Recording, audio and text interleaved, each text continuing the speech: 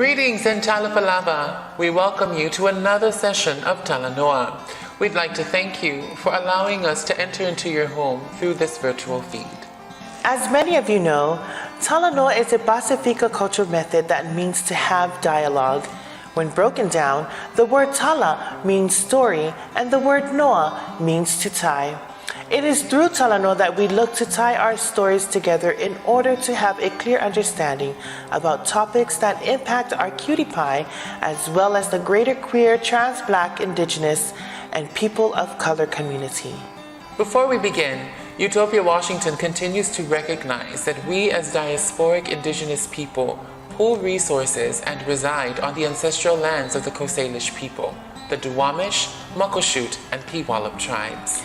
It is important to understand the long-standing history that has brought us and other settlers, colonizers, and indigenous peoples to reside on these lands, and to seek an analysis and continue understanding of our place within that history and present being. Land recognition does not reside in the past tense or historical context. Colonialism is an ongoing weapon, and we need to find ways to build mindfulness of our present participation and how to truly stand in solidarity with First Nations people and how to support their health, their growth, and self-governance. Indigenous First Nations peoples are still here, and we continue to thank them for their contributions. We are honored by your presence this evening. Afio Maya, Talamaya. Welcome to Talanoa.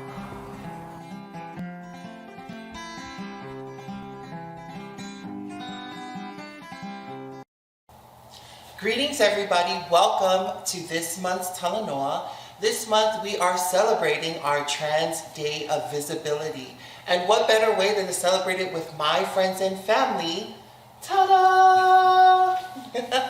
And speaking of which, I would like to introduce you to our amazing, brilliant, smart group of panelists. And we'll go around and do our introductions. We can mention our name, our pronouns, and then our icebreaker question would be, name 3 ingredients that make up your Pacifica or Pacific identity. And if you want, I can go ahead and model. Sure. All right, so my name is Paris Yando. I use the pronouns she and her. And the 3 ingredients that make up my Pacific identity are the smell of salt water, the smell of wet mud after rain, and then also the smell of smoke on a Sunday morning from food being cooked. And I'll throw it over to you. Okay. Yeah, I am Talanoa Camacho. My pronouns are he and him. And my 3 ingredients are shoyu, lemon juice, and hot peppers, because finadena goes with everything. Yes, you have to get that for us. Yes, absolutely. Well, hello everybody, my name is Bonti Polita. My pronouns are she, her. I think 3 ingredients would probably be like salt water from the ocean, a couple of hibiscus flowers, and coconuts. Good one. My name is Esau Tamu, pronoun friendly. 3 ingredients that represent my Pacifica identity would be the ocean, because of the Pacific Ocean we live in, the rain in the valleys that I used to grow up in, and of course the moon and the stars that shine at night, right? I love night. Yes, we love the night. Well, a wonderful, amazing welcome to our Talanoa, and I'm so honored and blessed that you're here to share share you with me and share you with everyone who's viewing. I really do appreciate your time. As we are celebrating Trans Day of Visibility, I wanted to kind of, for the folks out there who don't know what Trans Day of Visibility is, does anybody want to just share what your interpretation is of Trans Day of Visibility and what it means to you? I guess just being visible, living your authentic selves, putting yourself to be proud of who we are. Right, Kato? Yeah, I think for me, Trans Day of Visibility has a few different meanings. It is the 4th anniversary of me coming out. Right. So it's a big one in, this is a day for us to be very brave and also to celebrate our lived experiences and let the next generation of trans folks or people who are still not out know that we are here and there are people like you and that their stories are ones that we need as well. Right. Yeah, I mean, you guys pretty said it. You guys pretty much said it all. But I think just living in your truth unapologetically, with people just like you and just being here, being queer. And yeah. And I love it. I love that our panel is just so diverse. We all bring different generational and lived experiences. And for folks out there watching, every March 31st is Trans Day of Visibility. And what that means is it's a day where we recognize trans and gender diverse communities. We verify our existence and talk about the highlights and successes, but also bring to light the situations that we face. So, we've all lived different generations and we all have different lived experiences. I'd love to know what's a personal story about you choosing to be seen in your authentic self. Well, for me, growing up in a very religious home, it was very hard to be authentically me, especially with parents who are very by the Bible, for the Bible, So living my authentic truth, even though I sashayed my way into this world, I think my parents kind of shunned me a little bit and kind of don't act that way in front of people. But I couldn't, you know what I'm saying? I had to be loud, proud of myself. And I just, when I turned old enough, when I became of age to be able to live my life, I just did what I had to do. Of course, back in our days, we weren't able to come to the Mapumaya clinic and just get hormone shots, right? We had to go through a back alley doctor and wait until the real women got seen, and then he was able to service us. So, seeing the youth being able to just live authentically them nowadays just makes me proud for where we've come from. Yeah. Right? What's your experience like, Kato?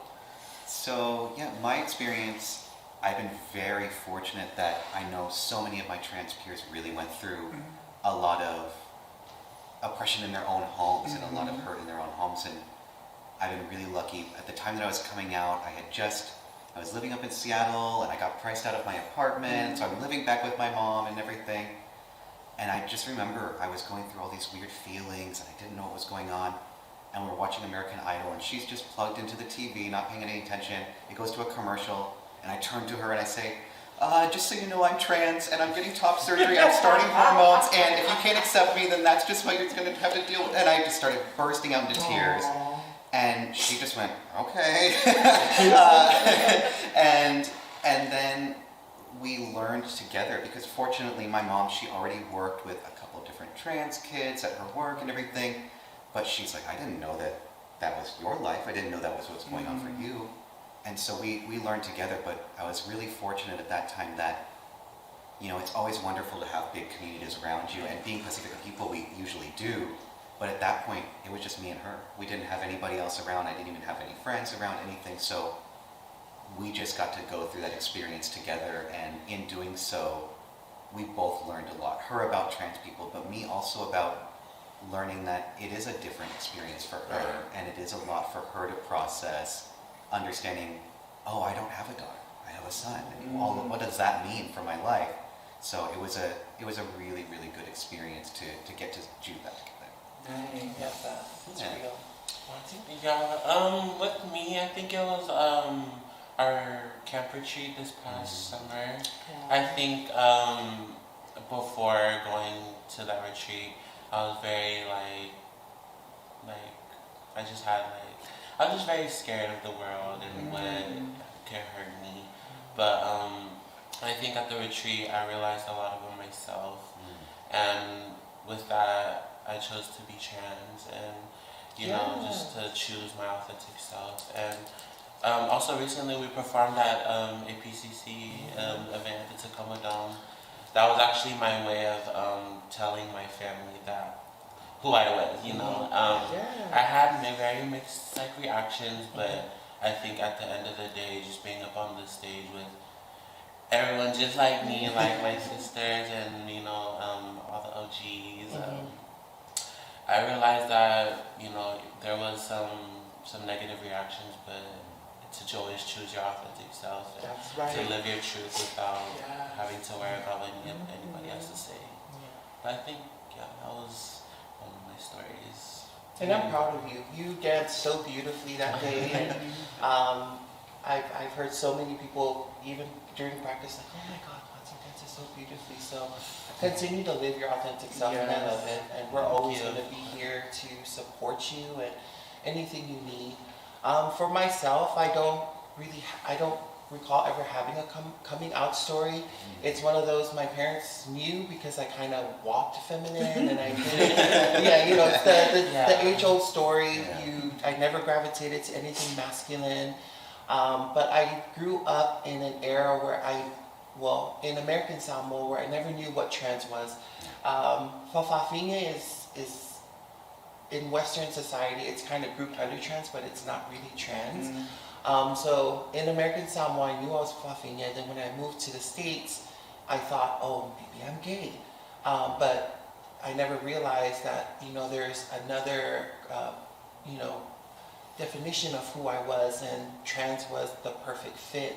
And I guess that also speaks into why it's so important for us to be visible, because there's so many people who grow up, or you know, people who live their lives that don't realize that trans people are people, and we're here. We've been thriving, and for so many years. So yeah, that's really just mine. Yeah, living my authentic self to this day.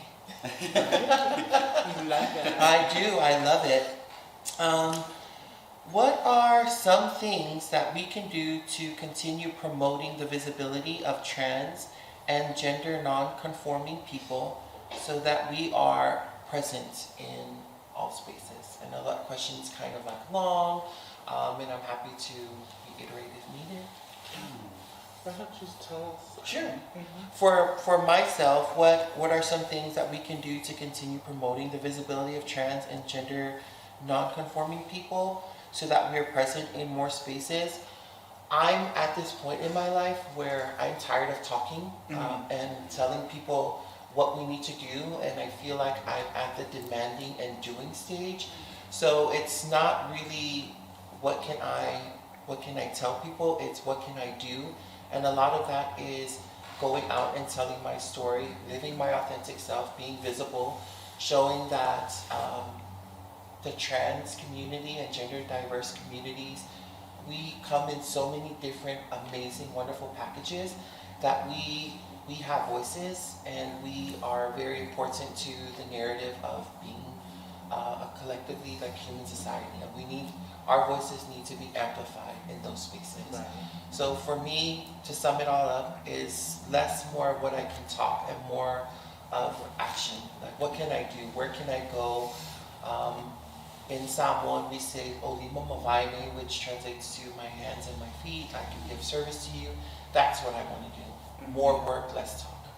That's true. That, I think, is something that it ties in very closely to what I was thinking, which was, we always talk about, oh, we have to do this education out with the cisgender community, all this stuff.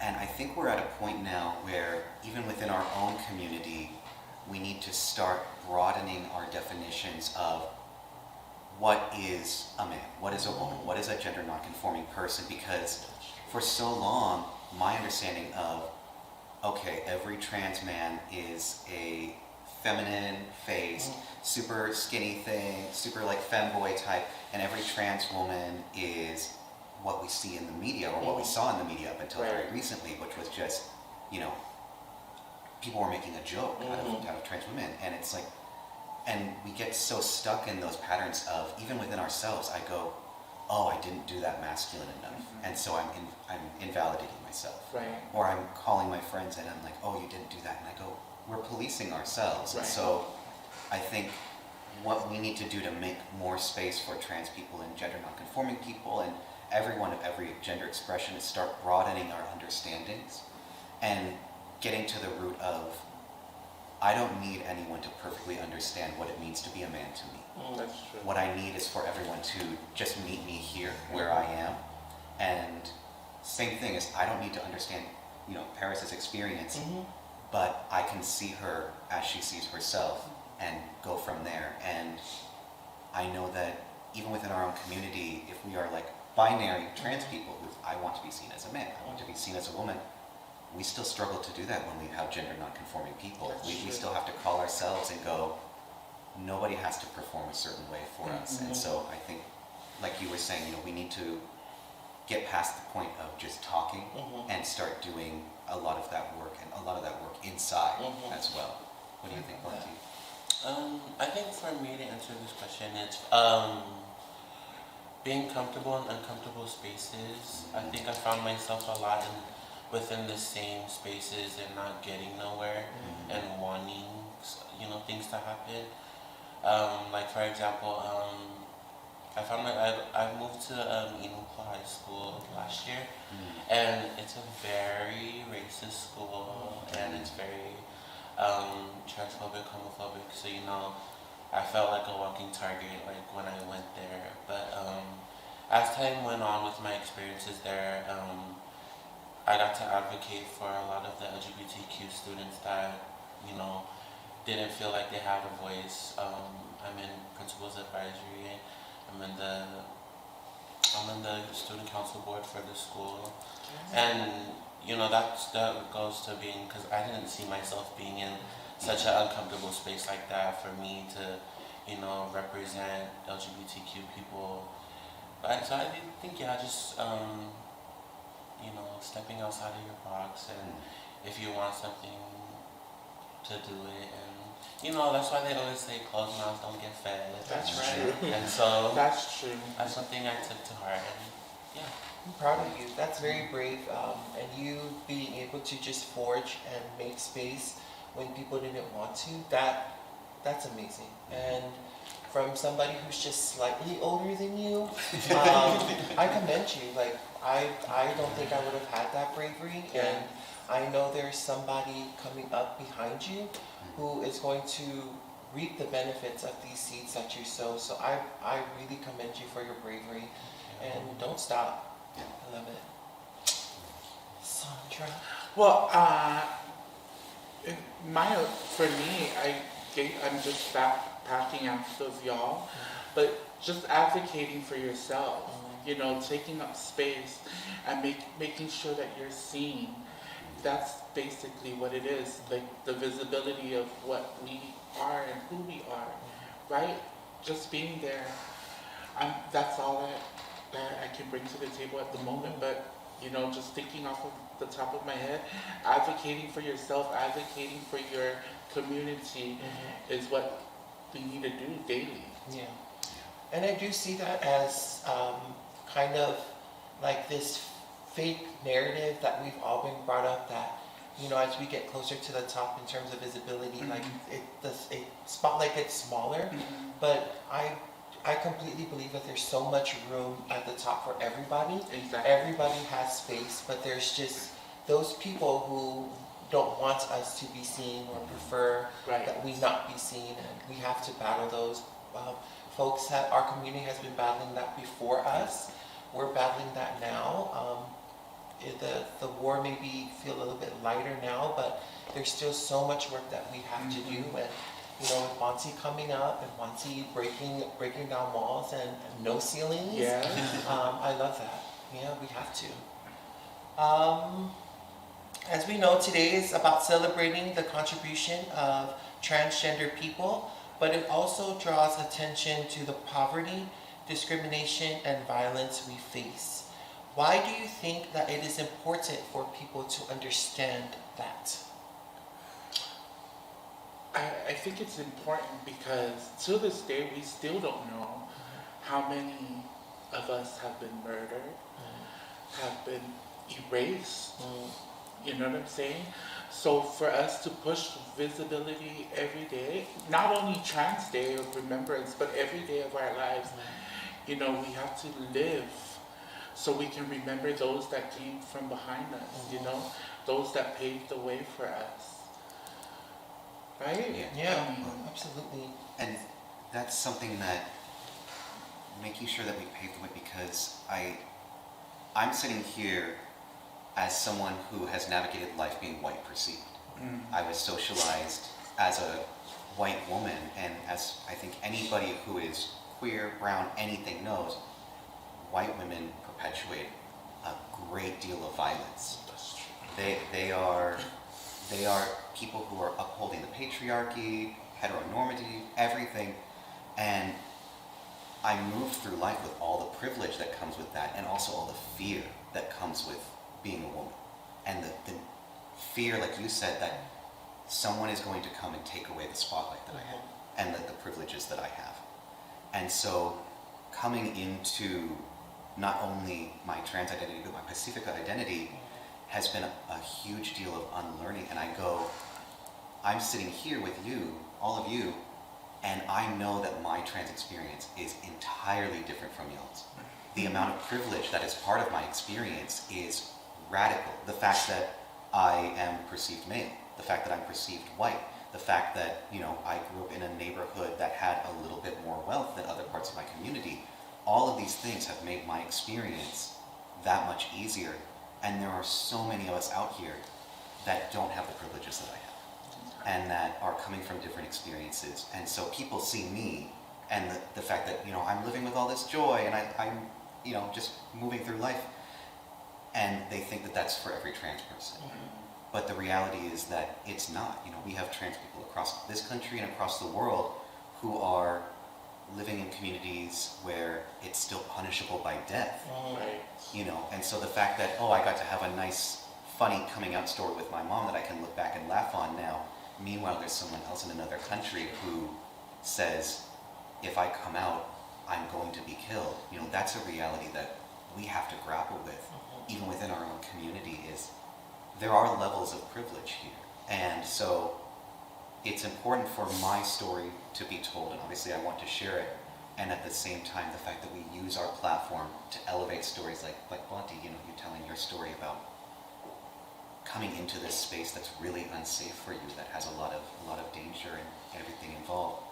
The more we talk, the more we make it available, the more people have to realize that there's a lot more going on here than one person's happy face, or one person being a celebrity on TV, or one person winning an award. We have people out here who are still fighting, just like they were, you know, 10 years ago, 15, 20, 30 years ago.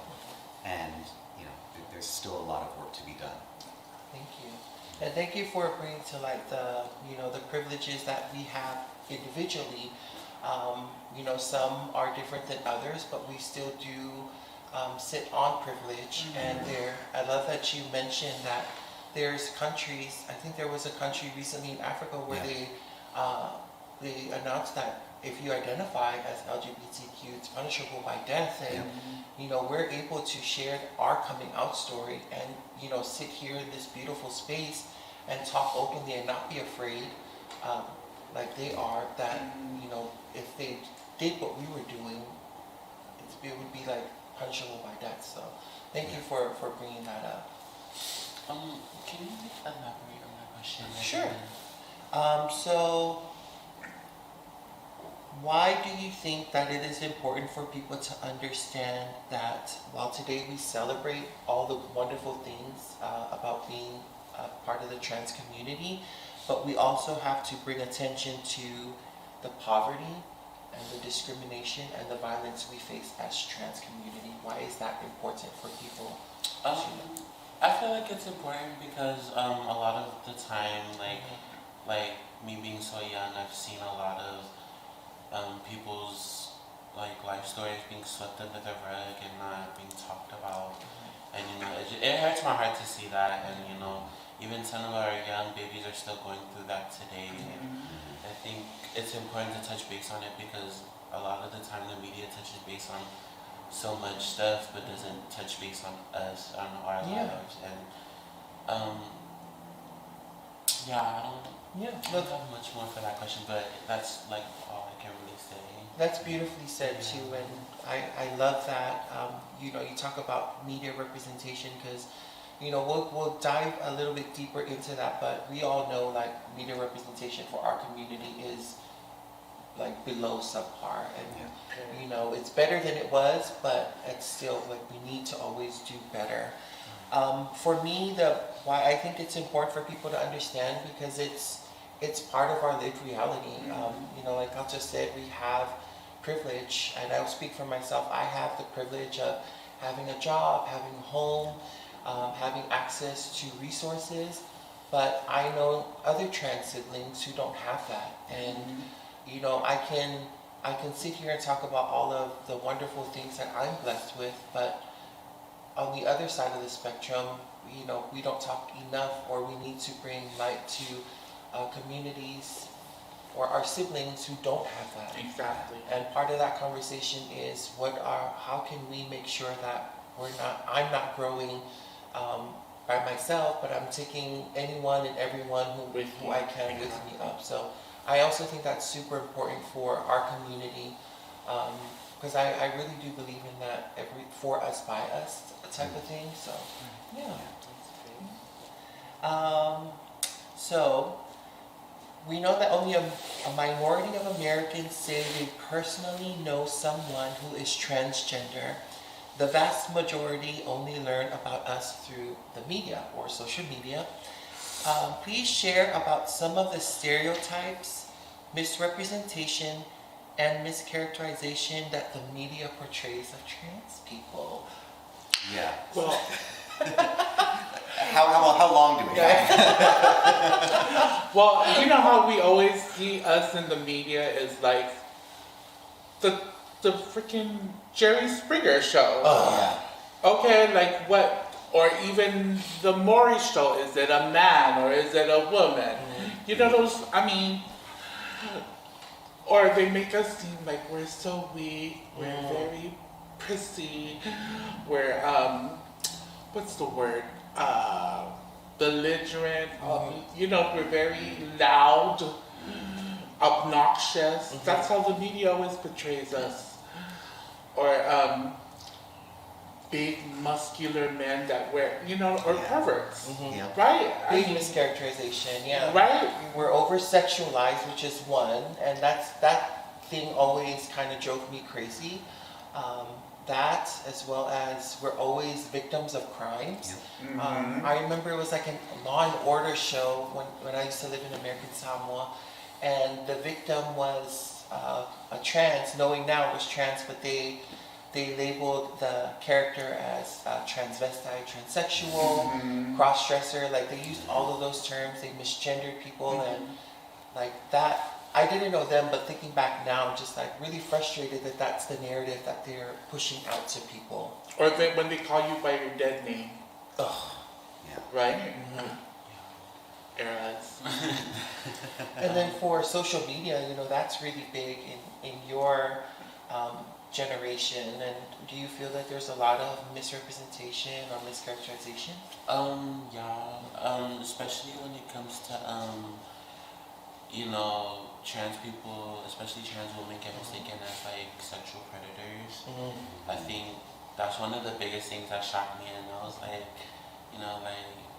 usually, I don't want to speak for people, but most trans girls are victims of sexual predators, and so to be called one, it kind of hurts because like that's not what we are at all, and it's kind of irritating at the same time too because like.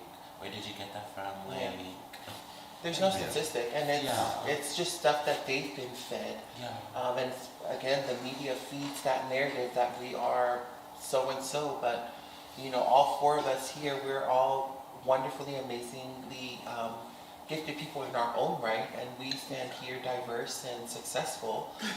So yeah. Yeah, well, and I think specifically for representation of trans women in the media, I mean, you go back to, let's go back to like, when did people first see a trans woman in the media? Shalimar. Oh, And it's like, look at how they treated her for years and years and years and years.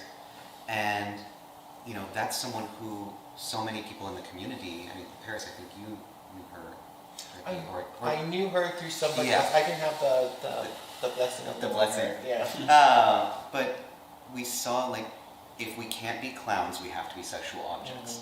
And that's if they can't laugh, they need a different way to exert whatever towards us.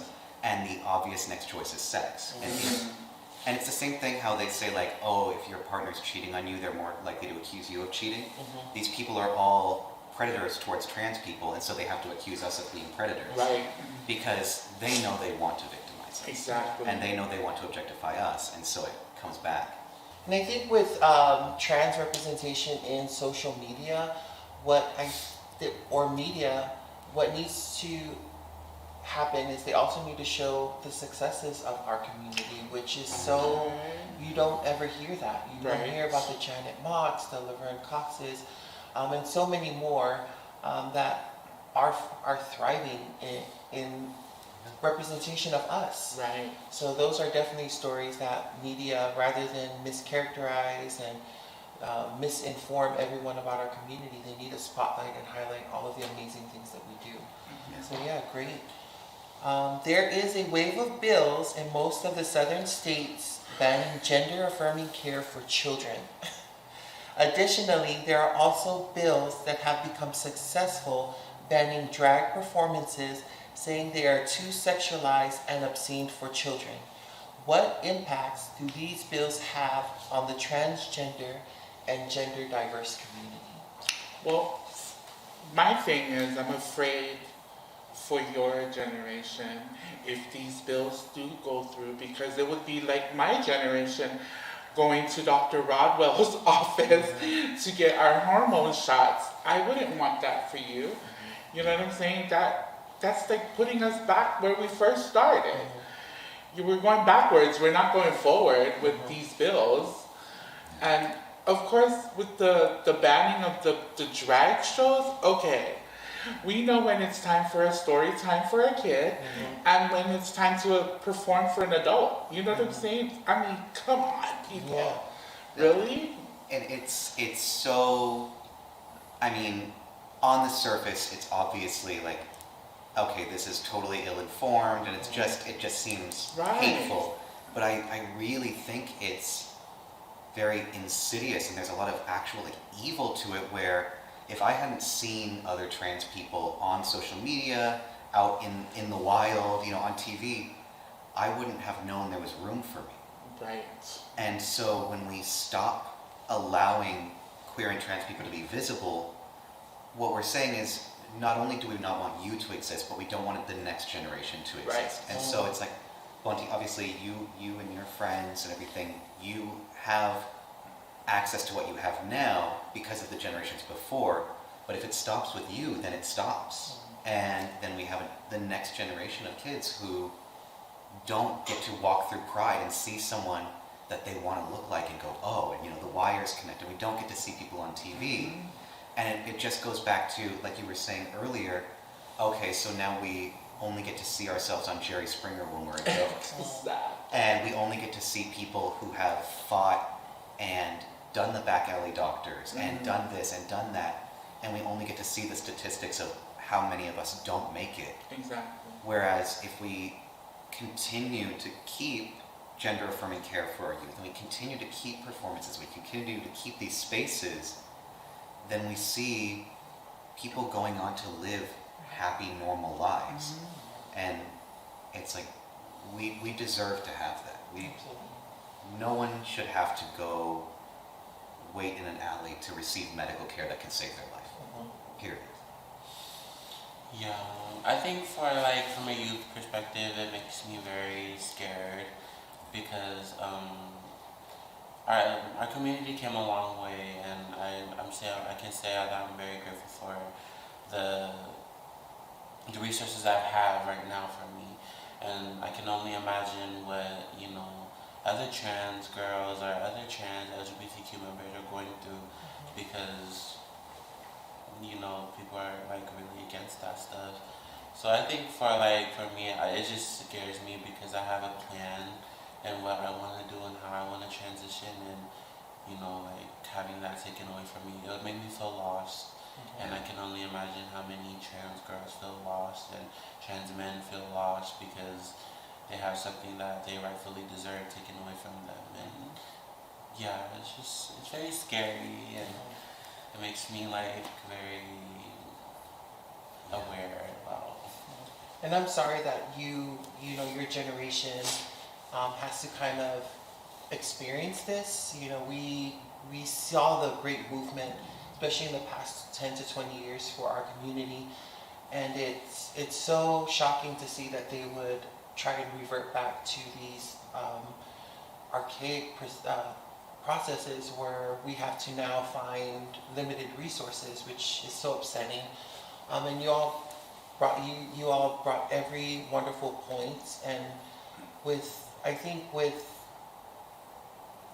individuals or people who have no medical qualifications, for them to be able to say what I can do, or as a youth what you're allowed to do even with your parents' consent, is just really upsetting. And I think that oversteps the line, because I feel like that just takes away parental rights.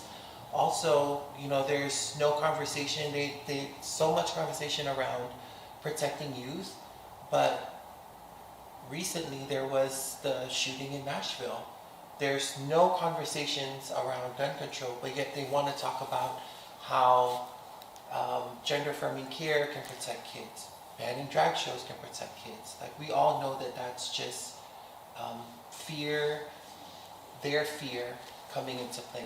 There's no fact that proves that law, and it's just ridiculous. And I'm really sorry that your community or your generation is seeing that. But just rest assured that there's folks ahead of you who are going to fight tooth and nail to the death to make sure that it doesn't happen. So, yeah. Please share some ways that allies can promote International Trans Day of Visibility. Allies is a loaded term. Let's start with that. Let's start by saying if someone out there considers themselves an ally, then the first most important thing that they can do is stop centering their relation to the trans experience. Mm-hmm. Because the moment you're like, I'm an ally, now it's about you.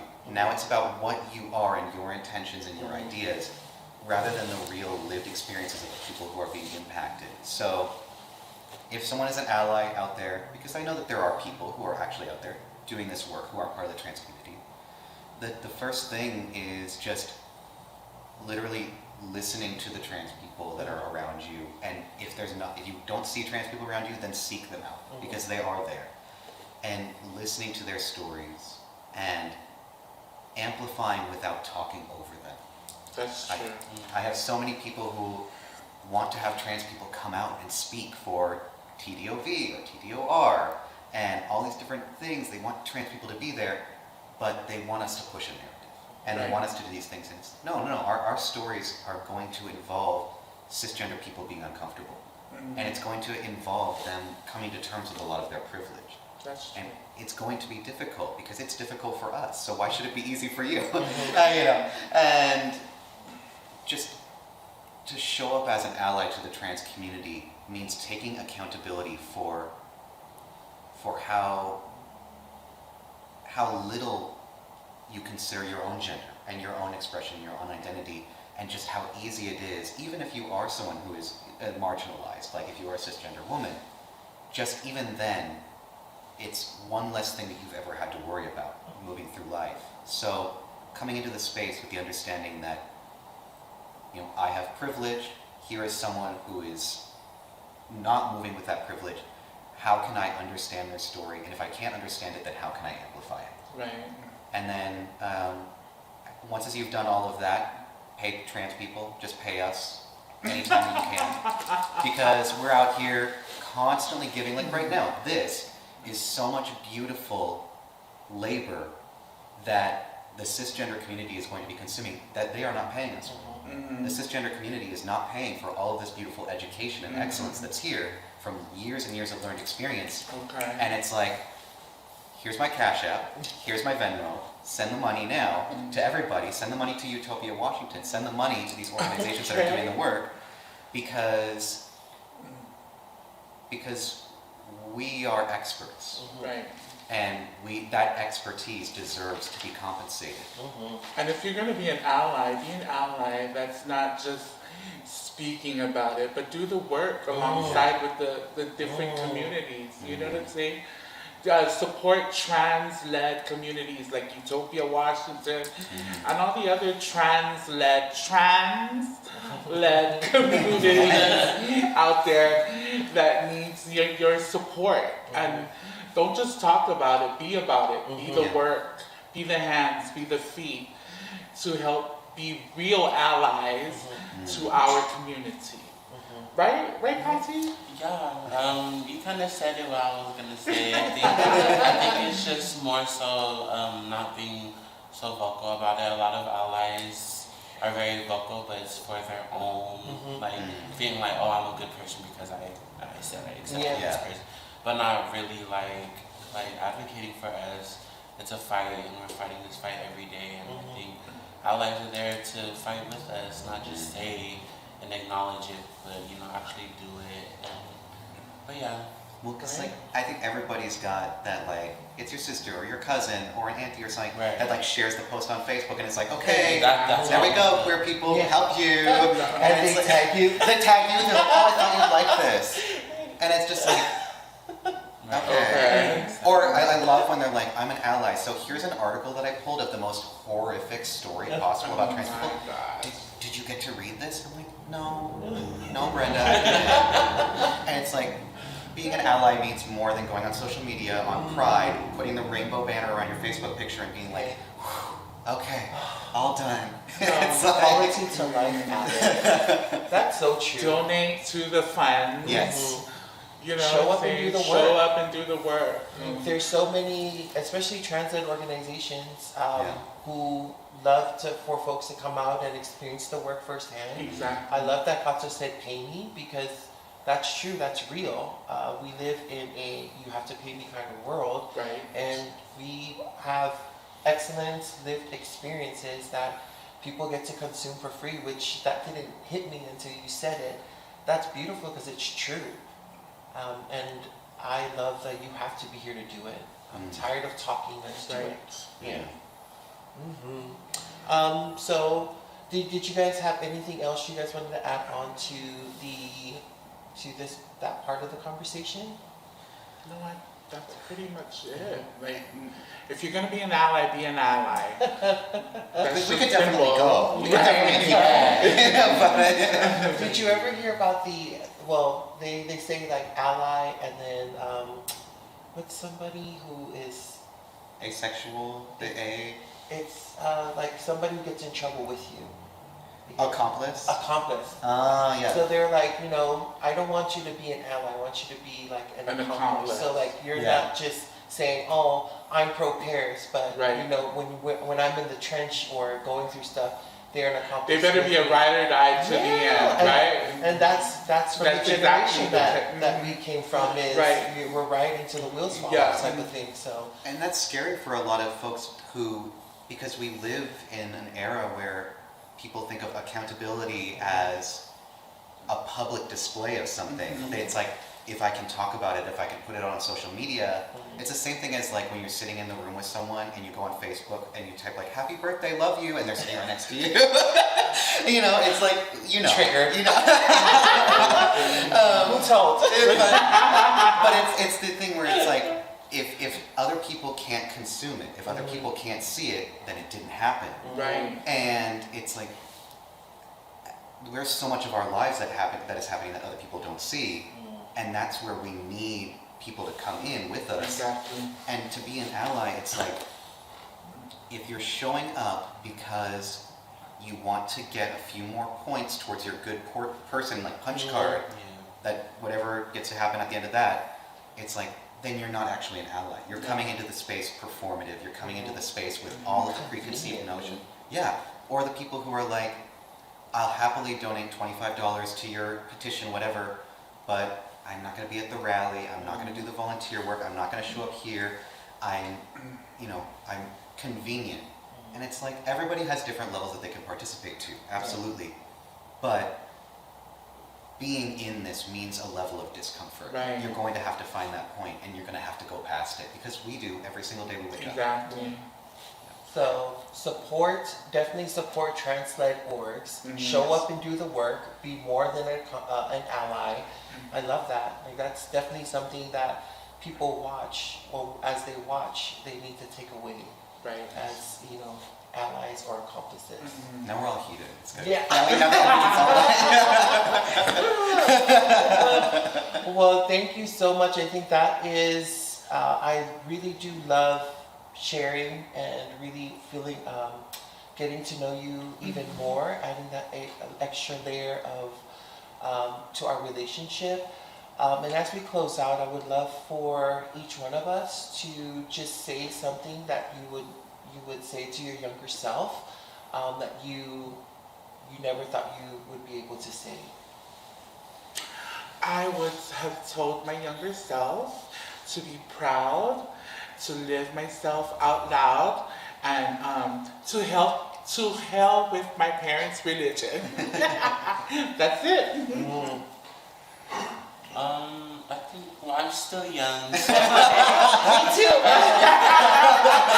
I think for my younger self, I think I'll just tell her to not let the world control your decisions, and to be your authentic self. Stop wasting time on like thinking about what other people are saying about you, and that's about it. But we're here now. If I was talking to my younger self, I would say that just because you haven't heard a story that sounds like yours doesn't mean you don't exist. It means that your story needs to be told. Right. Just because there's no one out there who looks exactly like you and sounds exactly like you and thinks exactly like you, that doesn't mean there's no room for you. That means that there is absolutely room for you, and you have to fill that space. To Red or Paris, your life is going to be hard in the beginning, but you're going to have an amazing life. It's going to be full. You're going to have an amazing support community. So that's never going to go away, and you're going to have an amazing 2023, especially on March 11th. But yeah, you're going to do great, and life is just going to rise up and meet you. But yeah, just want to also invite our community to come out on March 31st. We do have open mic. We will have a myriad of different performers. And I'm excited because I think there's a live singer who everybody is very familiar with, and she's already amazing. And yeah, so I look forward to seeing you all today, March 31st, at our open mic. It'll be at our Fale Malama at 812 Central Ave North in Kent, Washington, 98032. And you can all visit us at www.utopiawa.org for all of our amazing and wonderful services. We love you, and we wish you a wonderful Trans Day of Visibility. Happy Trans Day of Visibility. Ara, that was a great conversation. A great Talanoa and conversation indeed. Yes. We'd like to thank our panelists for taking time to have this important conversation and for sharing their brilliance with us. A special thank you to you, our viewers, for tuning in. We thank you for your support. We hope to see you at our next Talanoa. Manuia.